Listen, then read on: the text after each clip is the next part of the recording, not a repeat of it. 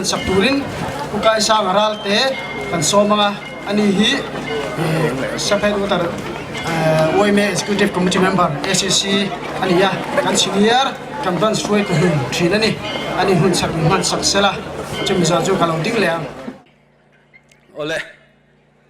voina hian hun thatak mai hun neng ma chen atanga kan lo thlir le voini be sei taka khwa tha le ni tha te kan mo em le kan du thu sa mangin hei hun thatak mai kan lo nei theita alom om hlein ka ria hei ni salu tuklova ruah hi sur lo tura han be sei photila voina hian hlim taka voini kanin ti hlimna ni music and cultural day himang turin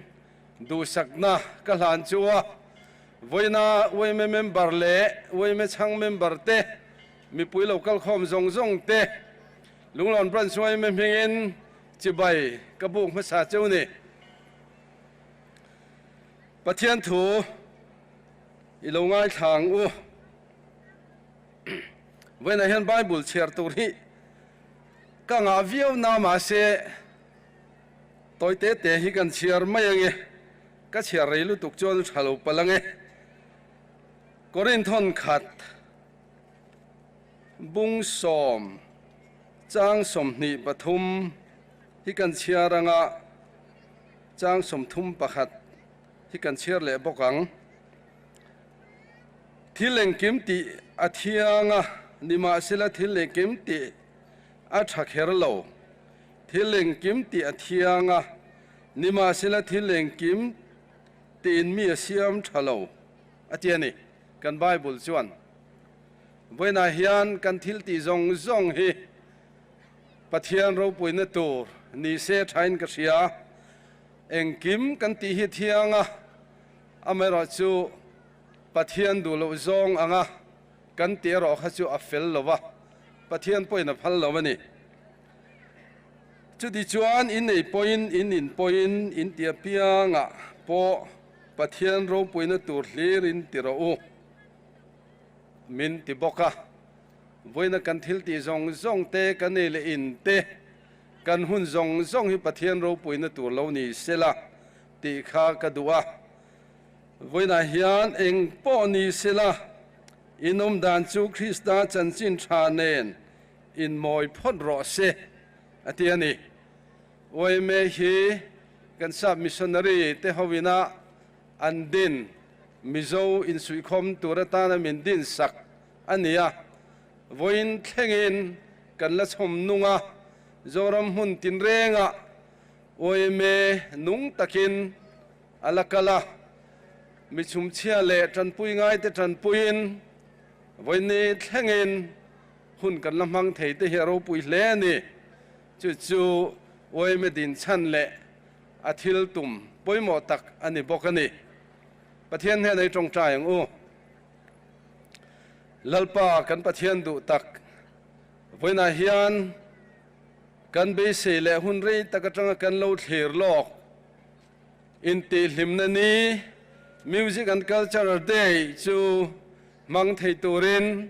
Lunglawn branch YMA tele henglai kan chevela kan thenrual te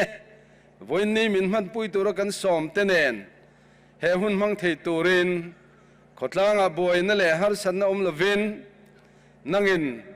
helai a hian min lo hruai khom le ta a in hne na lom thu kan soyani วันนั้นกันทิลติตัวซงฮีerawh pui na tur lo ni sela Christian te ti om tak renga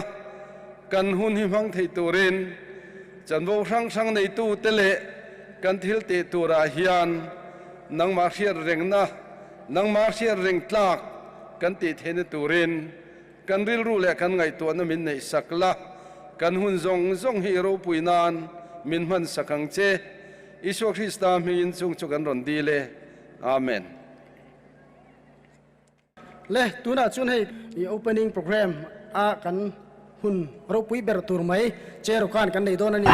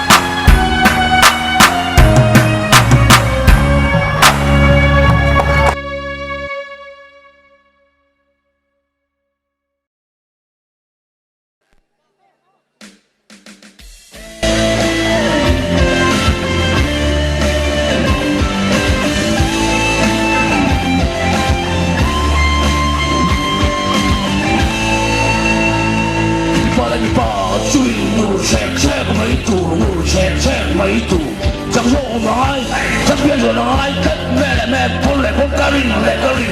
see the little fed the king, feed the body, rainbow box, rainbow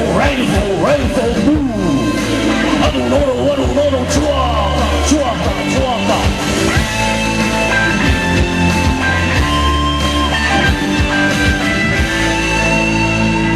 Qua là những bà chui về chân mấy củ trong số mà ai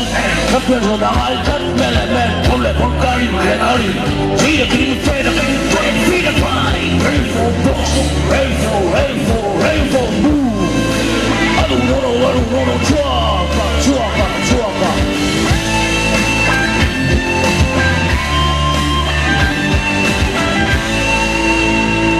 mấy chuyện này mình chờ phơi nuôi nhẹ mấy tủ chúng mình lo mà ai là không mà ai tất ngắn này ngắn khăn cari chỉ là cái phê là cái rainbow box rainbow blue I don't know chua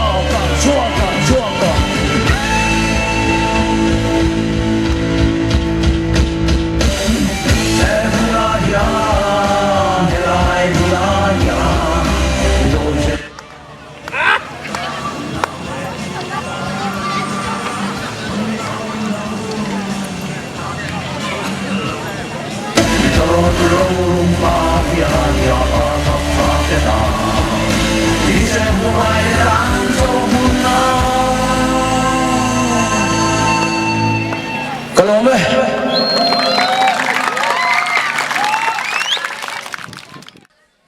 Tuna chuan thu soi turin puti le thansanga Vice President YMA Lunglawn branch kan lo somang mu mga moti mai tur music and culture day hun limop tak mai kan han mang thei alom om hle maya ka member puitele YMA Lunglawn branch music and culture day chim tu mi pui local khom zong te ama sain chi bai kan buk cheu ni kan hriat theu ngen hei kan khota nga kan culture kan nam ni phung te kan von him na ko nga kan taniam le ti la kan soi sual om la ve kan thalai te ji nga hian kan nam lam le ni phung te selo le thiam lo hi kan tam minarin om to kan rual u zok te phei chu tun ma te pon eng nam lam te le kan nam ni phung te choi lat la ko nga hian kan rual u zok te chun lo champion to thina tuna hian kan thalai te hian kan nam nun phung kan nam lam te le kan khotang nun in en kol na ko nga choi nun ko nga hian mo kan phurna sa le a voina hei kan hriat thewangin Lunglawn branch YMA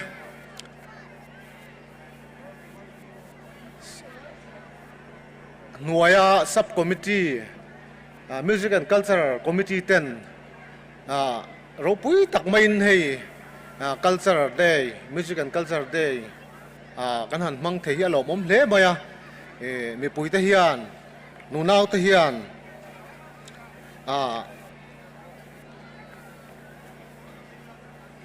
he kan nam ni phung le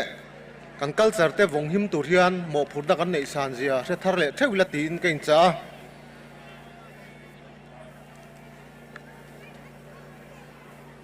kan hriat thewangin hei tiang ang program ro pui tak mai han buat sai hi hau takin branch ang po hian malak hi har hle maya music and culture committee te na thei tok chua an thorim na ra ro pui tak mai kan han mu hi lom om tak zeta kan nam lam le kan nam ni phung te za pui lova vong nung zel turin member puite helai mudal kol khom zong te kai cha ani tin nu le pa te le thalai te le nau pang te po mo phurda kan nei ni ti hria in tom ngai na ko nga te ai upaza na ko nga te kan ham nun zemoi chom nung zel turin ka in cha bok ani he kan thriat the wangin ke ni lunglon khuwa te hi lunglon branch YMA te hi section hrang te kan han in thena section pasari lai maya kan in thena veng ther te lo zawin tiang hian section te po kan han in then sang hlom ania kan tho ho na te po a tha in kan chan rual na alo mom hle ka ria chuti rual chuan chan la kan ngai na tam tak oma branch le section huap te chi sang ka tianga natlang te le hemi kan YMA branch activities sang te po thei top chuwa kan tela mi ti ta na da mai lowa ka ti tur ka duty ni ti in ria chan la theu turin ka in ngen bok ani tin hei kan ria theu wangin zirna konga te po kan thalai te kan chuan om hle maya result thatak tak te kan neya tin sports lama te po chu tiang chuan hei kan khotlang ti ming tha in ro pui tak in min choi moi kan khotlang an choi moi ni ti hi tun kum chawa te po kan han mu chawa lo mom hle maya chan la zual le turin ka ing cha dua nakina kan ram kan khotlang suai tu tur te in la ni chu wangin zirna konga te le kan thil ti na pianga tumru na ne na mala kalzel turin ka in cha le bok ani tin hei kan khotlang hi kan soita ang khan a thler te zawin mi te po kan tam ve le to maya veng dang te ngai tua phei chuan a zaw ve le khat maya rui lo te le suwa la chi sang te po hian mi hi a chi a nein ami khwal lo hle maya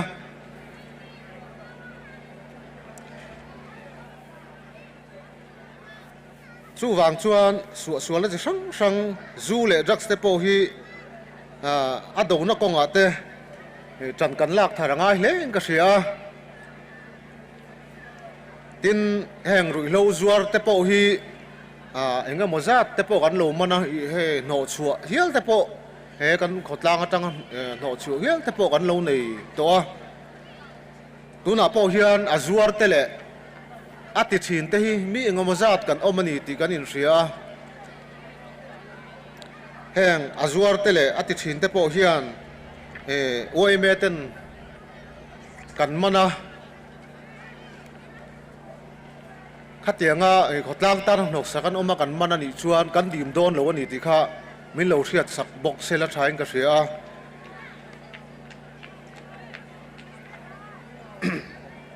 tin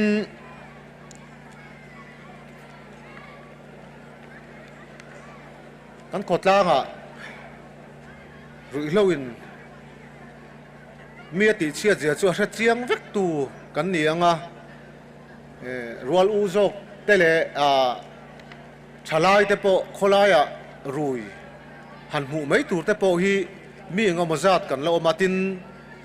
kholaia beng cheng siama boina siama engamo khatiang boruak han om nek nek te po hi kan la tong de urang maya chu wang chuan rui lo ti thin te le alo ti te pon mani in control la kan ti lo theilo ni pon mani in control la mani in thununa midang ta nok sak le thenom khoveng te ta na nok sak khotlang ta na nok sak om lo turin ka in cha tin a that lo zia se tu kan nia tu na thang thar te le hei nau pang te rongkal khom te po hian he rui lo hi nakina chuan mel thia thun te pon la nei do na ni chu wangin tu na chang hian nu le pa te le thalai te po hian nau pang te chang kan in zir tir chan te po hi chu hle maya he rui lo kan nam hel ma min ti che em tu hi dowa thei to chua kan do hi angai le maya dawa thei to ka tang ho turin khotlang mi puite ka member puite ka insom bok ani ole soitur tap ta ka mga amaro chu tu matan chon tok ri pochela Lunglawn branch YMA Music and Culture Day lim takle nuam takamang turin helai muna local khom zong te tu sakna kalana cheu kalome section 7 in tuna minti sakdoni special item ani hian khotlang lunglen nge le ka pui zai nge minen tir don ilo thlir te company sum tua azimlaya leitiri connect sort more curfew a curfew a like one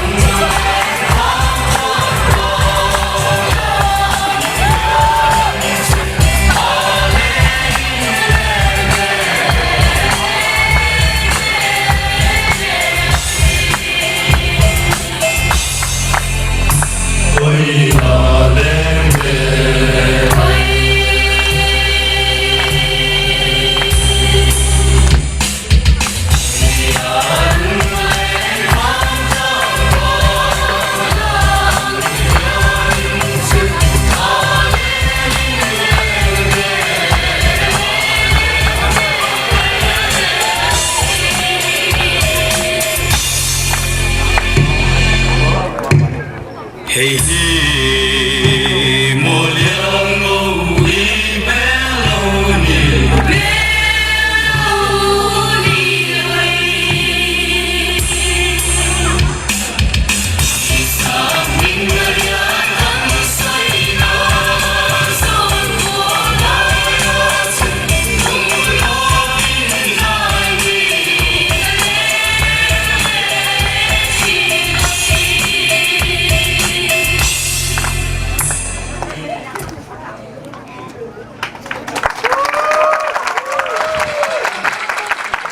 Section 7 YMA te chunga lom thu kan soe lep section 6 te chai min rod entir turin kan som kan hak lel le ani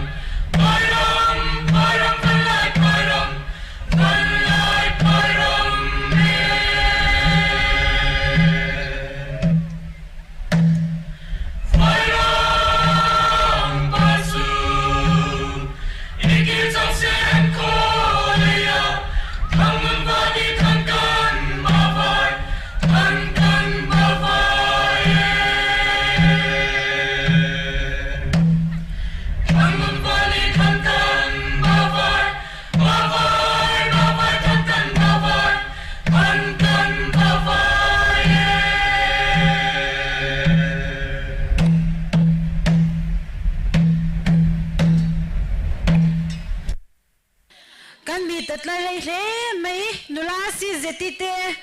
tangwa zau te an han chet meu chuanin ri ru boy mop mai lom le tuna chuan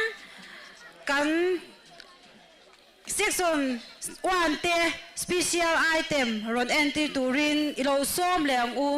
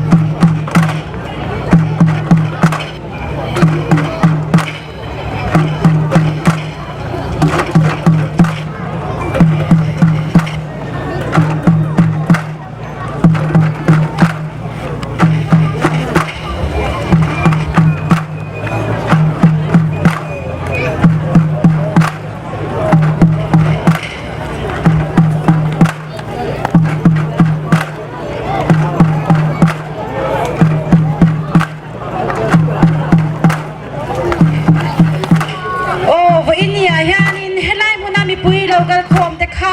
tu ma in hosan lo turin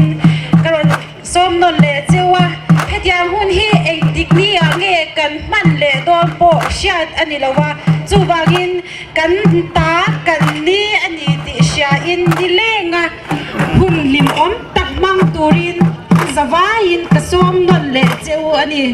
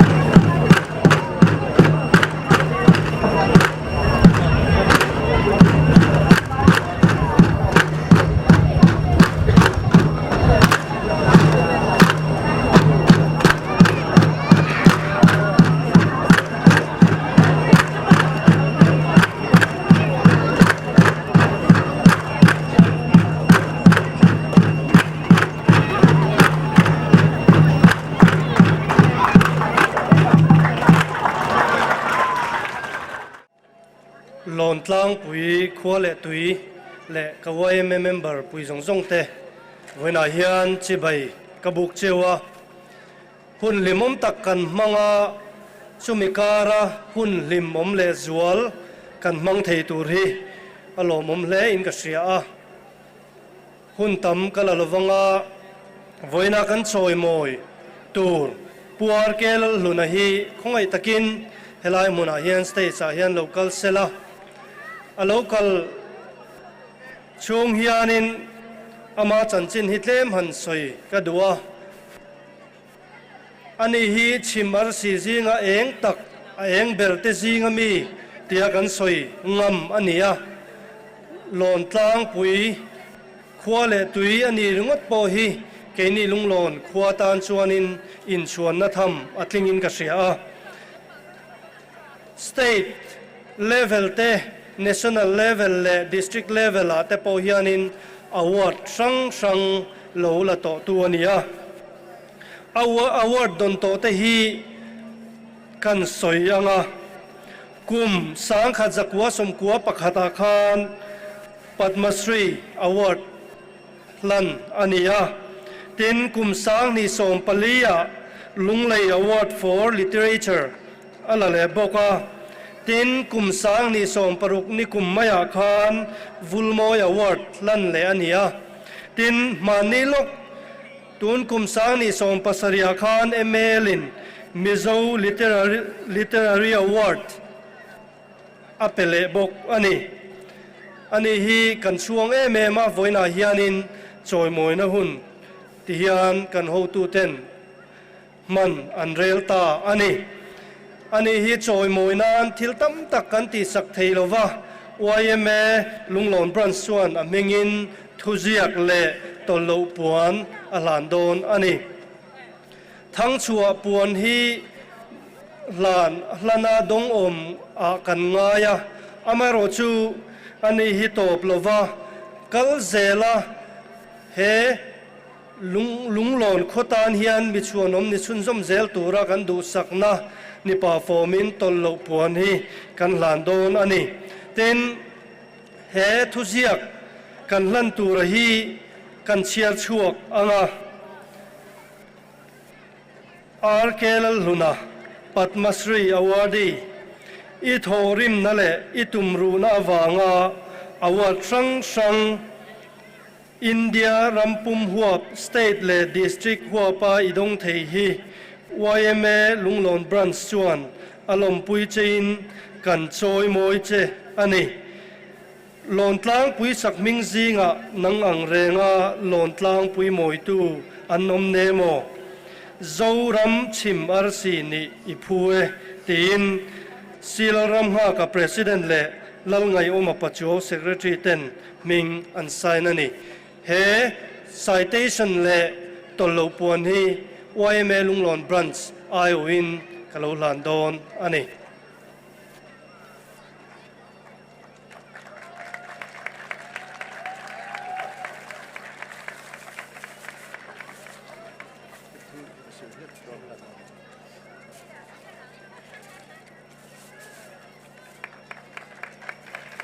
hian puarkel huna hi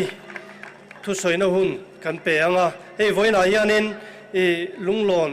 khua khonuam ti la te min phua saka khang te po kha phua dan chanchin te po kha anen atang hian kan ngai thatura nga yang hun ilo peng chairman le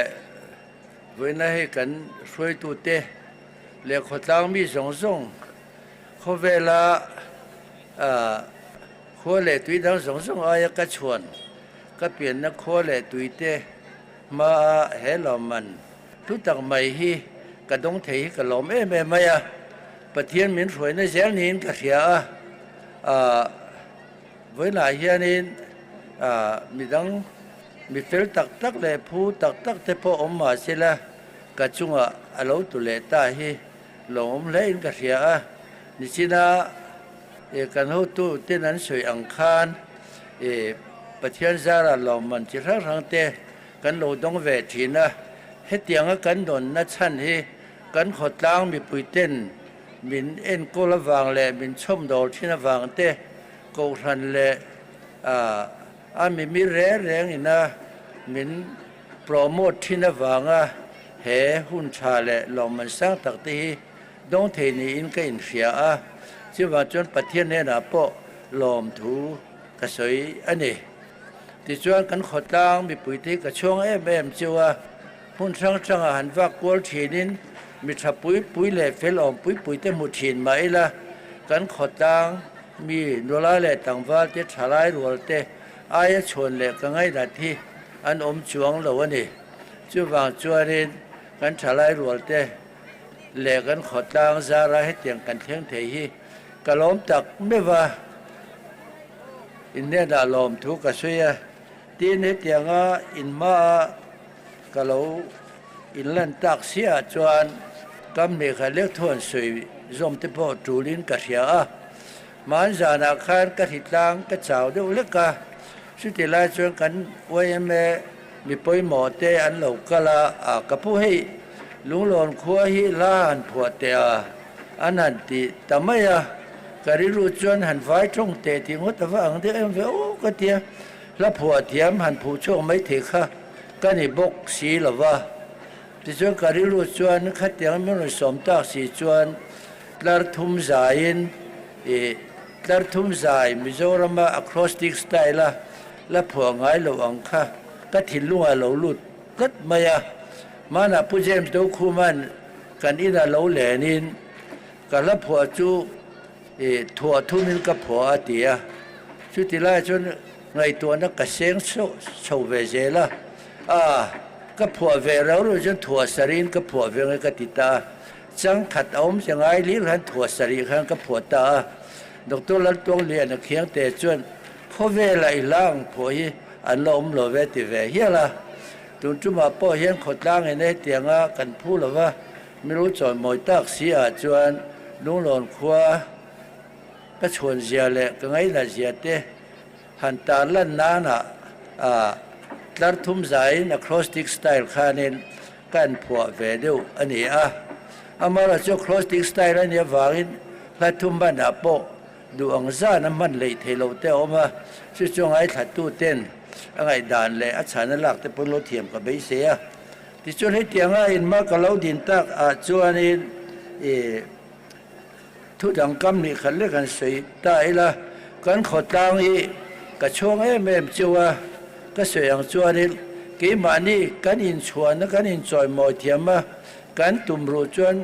i khoro pui tak le kho lang sar le kho thil ti thei tak kan ni thei ni ti kan in riat a pawimawh le in ka ria a ti chuanin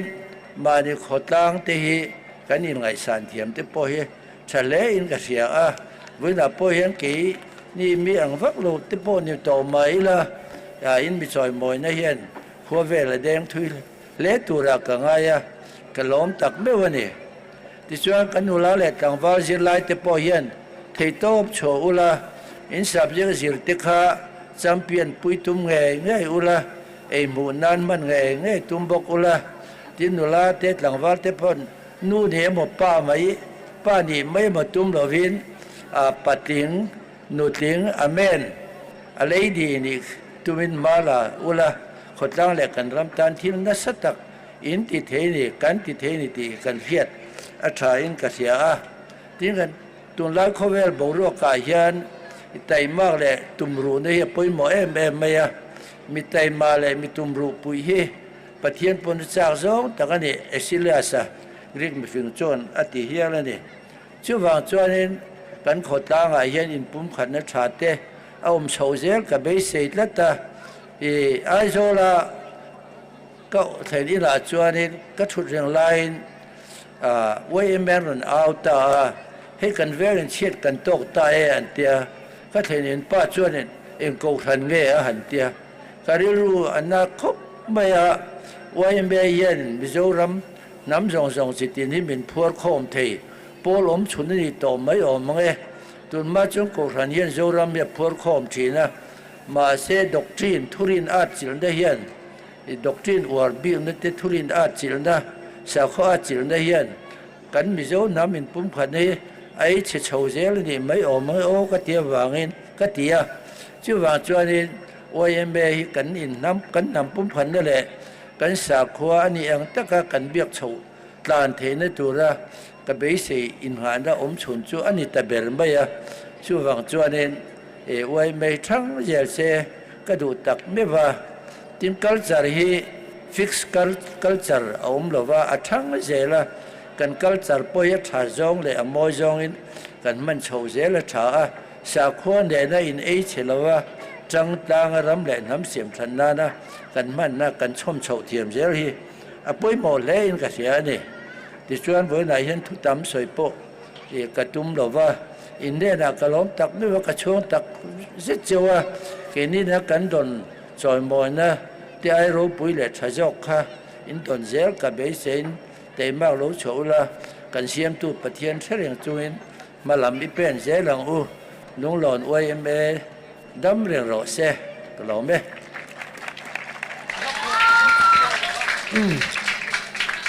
puar ke lalhuna pamastri chunga lom thu kan soya le a hlaphuak tura mi soi kha kan sadon ani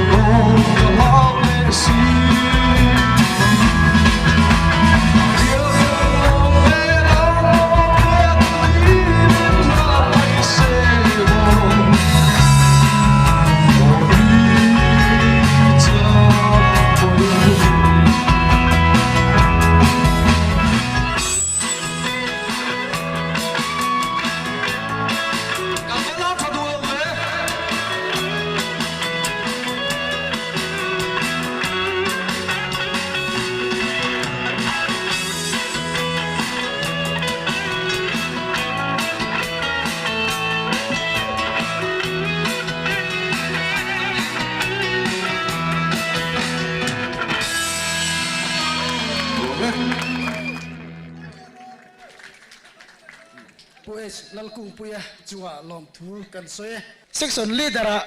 zai thiam der a kan puang ani kung puya hi section 1 leader ani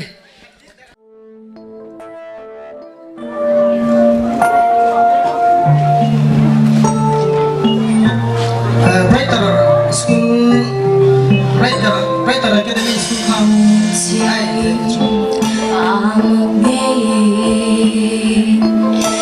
subscribe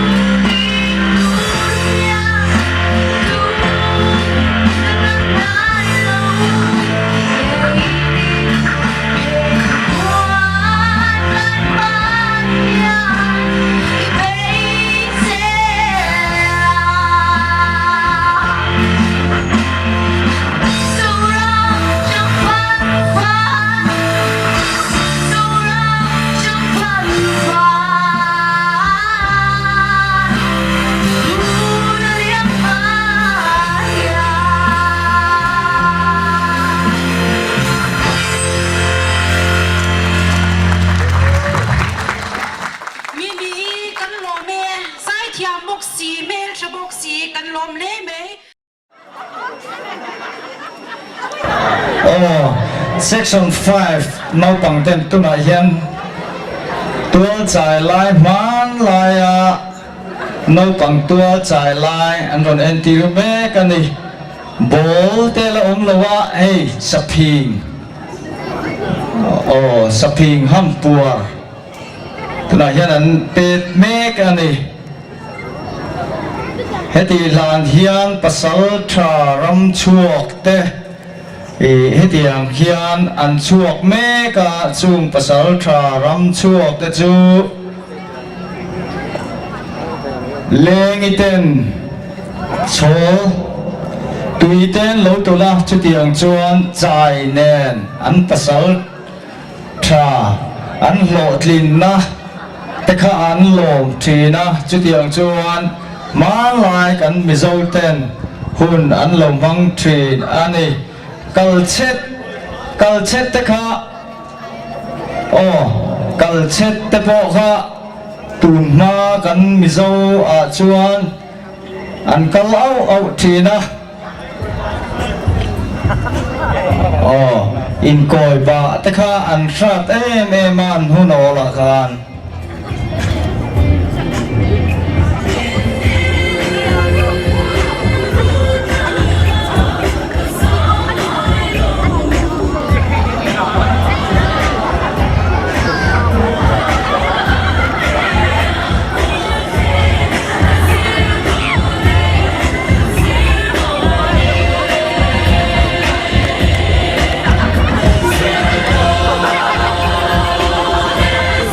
chất kha hang go khan lo la phê se ta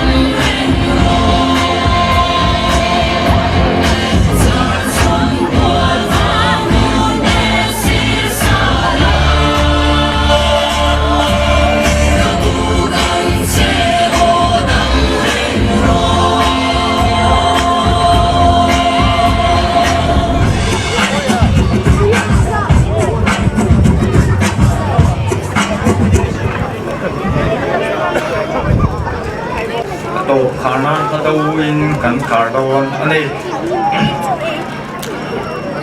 sialkie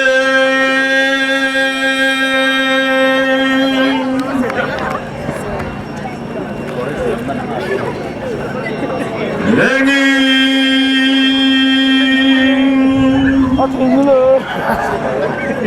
lunglawn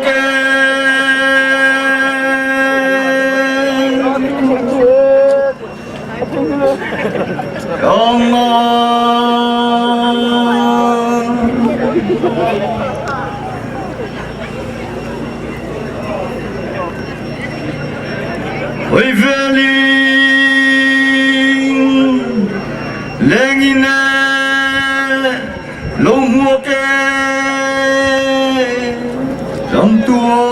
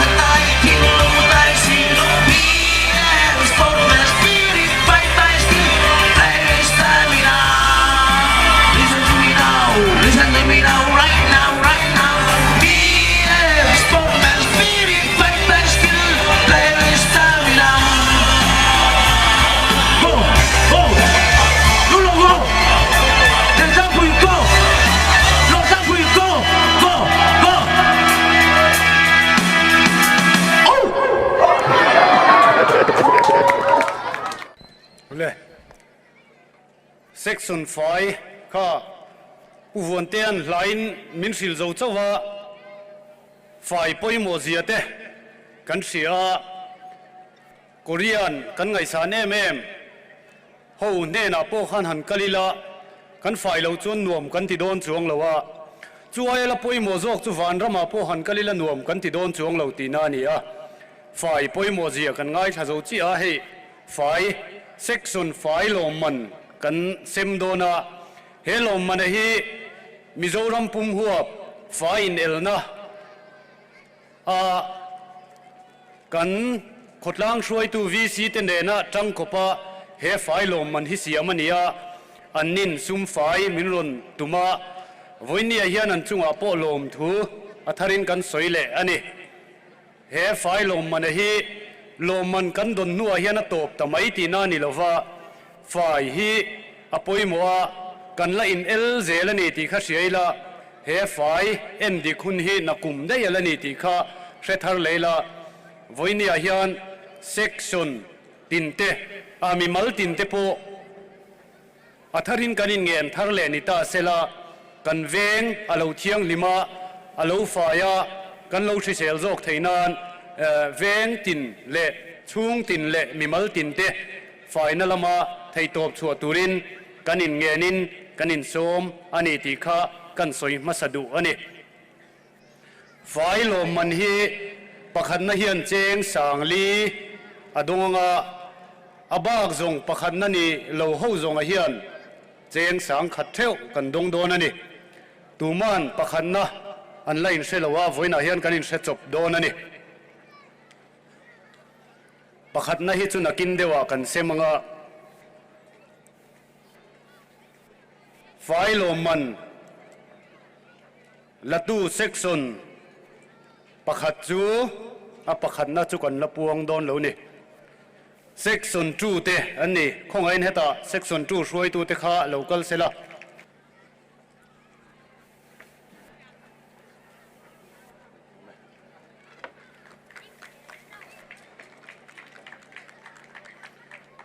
โดนเลียจวนเซ็กซอน7 local เลเซละอัน leader เงี้ยอน secretary ข้า local เลเซละ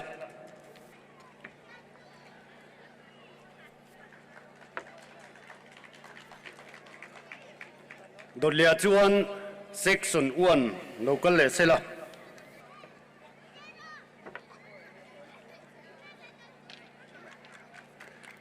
โดนเลียจวนเซ็กซอน5เตอันช่วยตัวเตข้า local เลเซละโอเมที่ข้านเซ็กซอนปฐุมเปกโลกันโลมากันหันเอ็นดิกนาจังอินเฮเซ็กซอนปฐุมฮิจูนินอังตลังขมมายากันช่วยตัวเตลูปอนติหายากันไฟถ้าขมมายามากันละนัสอาอามารจูประคัดนัจูประคัดบ้าก็ไทยสิลวะประคัดนักฮะฮาร์สตักจุงอินนัตโตปะอันเสียมันนี่ตีข้าเรียลาโฉเมที่จวนเซ็กซอนปฐุมละปวนโลวจังคานเซ็กซอน3เซ็กซอน4และเซ็กซอน6เตลมมันละละโลคานี่ประคัดที่จูอินพวงเล่มาสะพดเดียงประคัดนั่นนี่โลไฟมาละทาลมมันละเลตูรินเซ็กซอน3เตโลกันเลเซลาทางเอเล่เซ็กซอนปันนี้อาจังคานประคัดนะกันพวงตัวโดนนั่นนี่เซ็กซอน4และเซ็กซอน6เตกุมินาเซ็กซอน5ลมมันมิโซรัมปุ่มหัวสังนิสงปัสรีลุงหลอนเวงชัวเซ็กซอน5เบรจูเซ็กซอน6เตนี่ช่วยตัวเตลกัลเสละ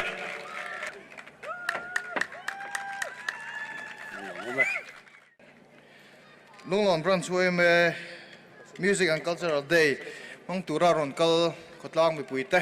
อามาสายอินสปอร์ตคอมมิตี้มิกินสิไปกันบุกเวลเจ้าวันนี้และคุมินซุงเฮียนบรันซ์ Executive in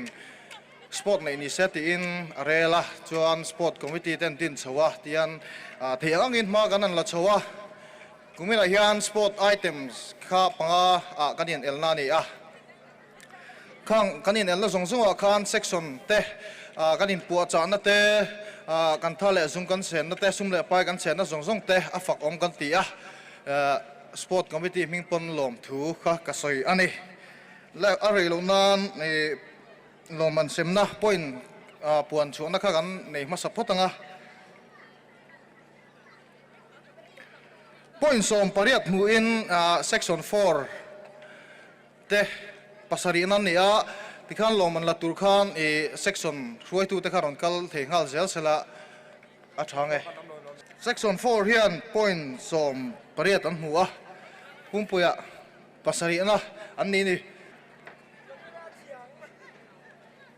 โอ้ที่ข้างปรุกนะกันพวงโฉลงฮาลังปรุกนะปอยน์สมนี่แหละปนิมูอินปรุกนะจู section 1เต็นนี่อะตุน่ะ section I local แหล่งไม่เสียงฮาละโอ้ section 1เตะปรุกนั่นนี่ปอยน์สมนี่แหละปังอามูอิน section 3เตะปังอานั่นนี่อะ section 2เตะรอนกันแหละเซกลมมันลักขันอัฐิร้างจวนกุดลูเบงอีละอัฐางเฮกลูปก็กุดเบนค่ะ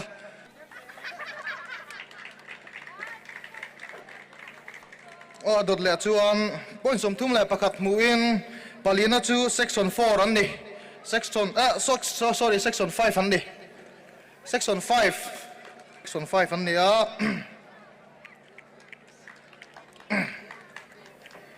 โอ้เลยปะคันนัดจังปฐุมนะฮีอินไหนปอยอินไหนตักขันดิเวลมาอันนี้เละทัลโชว์ซักขัดเตกันสปอร์ตไลท์คันจันพวกเขาอันนัดโชว์วิวนี่ปฐุมนะกันพวงปฐุมนะฮีอันปอยสมทุ่มเละปรุกันหัวกุมตีรัดจังคันตุกินซิงมาราธอนเรสกันตลาดมาส่งขจวนมันช่วยมารถชุดตุกินซิงคันอันโตนุ่งตานี่section 2อันนี้ปฐุมนะลมันละตูริน section 2ไอโอปนสมทุ่มปรุกันหูนี่ข้านประคัดนั่นแหละปนีนักกันละเนี่ยประคัดนั่นแหละปนีนะฮีอันปอยนินการจะว่า difference ฮีไอ้เท่านะฮีปอยนี่เจียนี่จะติดครบจวนอินไม่คันนี่ประคัดนั่นโซฮีกันพวงอ่างที่ข้านประคัดนั่นรอนกำลังปนีนับพวกข้านรอนซุ่มรอนซุยแวงฮัลไม่เสร็จทางปอยน์สมลีแหละปรุกมูอินประคัดนัดจู section 6อันนี้ section 6